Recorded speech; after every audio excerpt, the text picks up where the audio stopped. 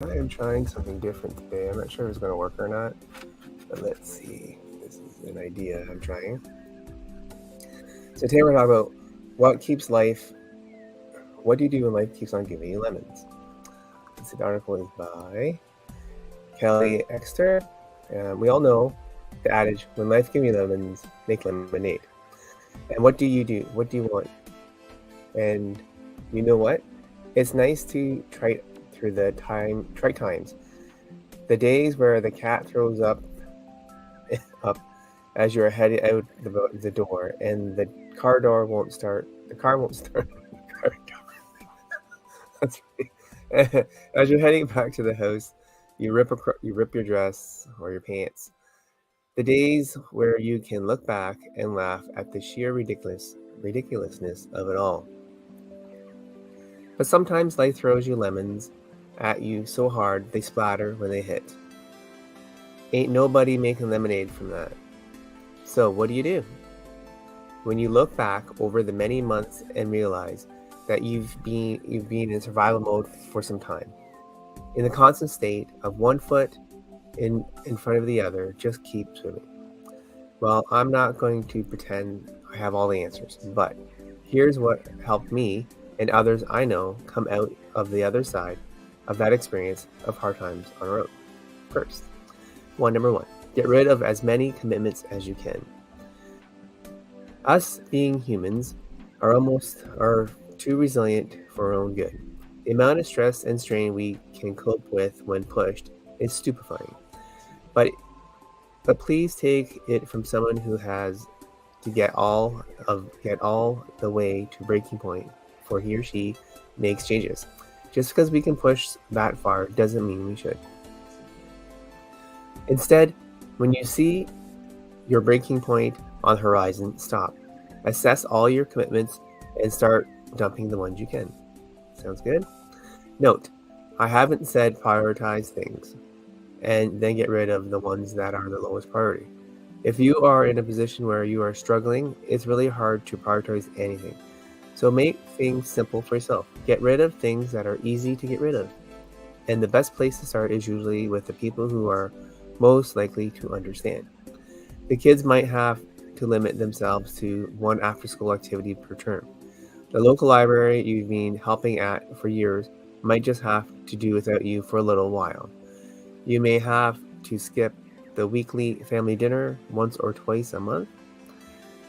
Lightening our load works in two ways. One, it gives us space to breathe so that we can cope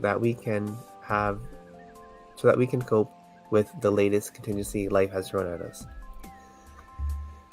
We're better able to do so. Two, it gives us fewer areas in which contingencies can arise. Right, number two, spread the load. When life is one shitty thing after another, most of us internalize it because we don't want to be a downer when around our family and friends. So we put on a happy face and soldier on. But if there is one thing experience has taught me, a problem shared is a problem halved. It really is. And you don't have to be a downer, just be honest. I have a friend who is battling depression her whole life.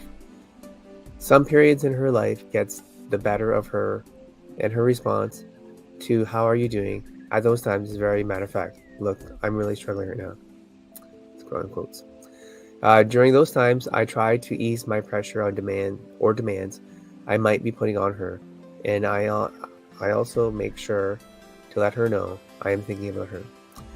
If you've ever been on the receiving end of kindness from a friend who's looking out for you, you know what a difference it can make.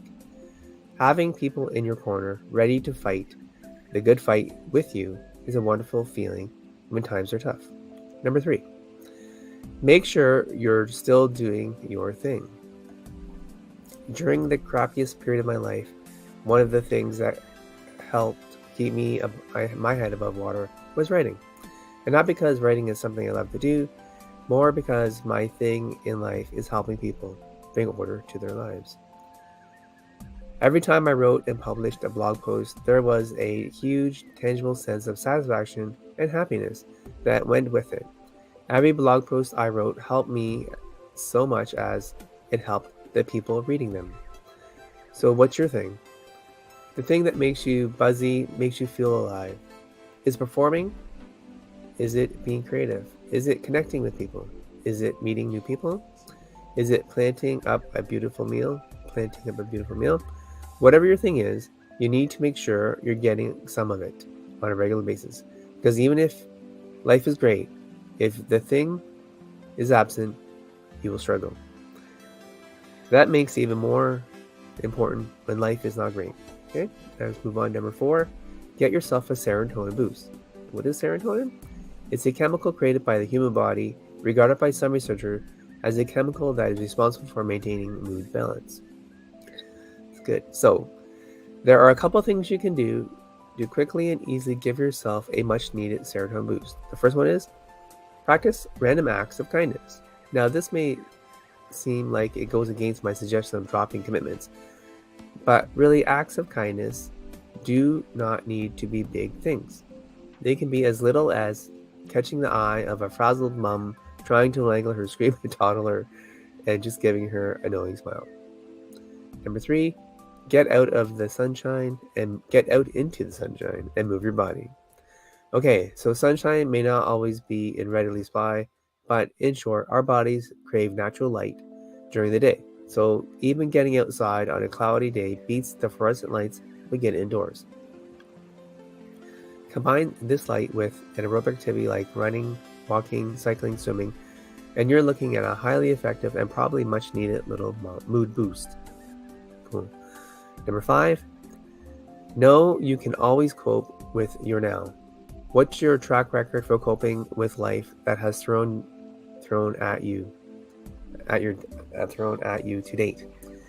It's pretty is it 100%? Pretty impressive. Now, as someone has pointed out to me before, coping is no way to live, and they are totally right. But sometimes you don't just have to keep putting that one foot in front of the other.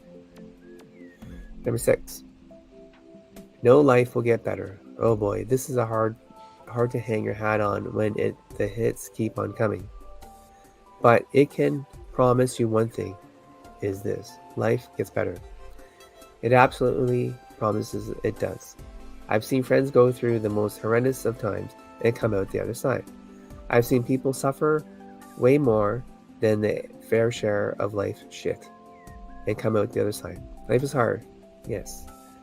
Being a person is hard, but we are all here just doing the best job we can, and every challenge we face down and throw back at life, it's really does make us stronger and more resilient next time.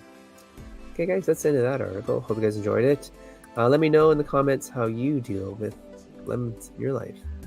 Love to know that. Thank you so much guys. Have a great Monday and we'll see you on Wednesday. Alright, thanks. Goodbye.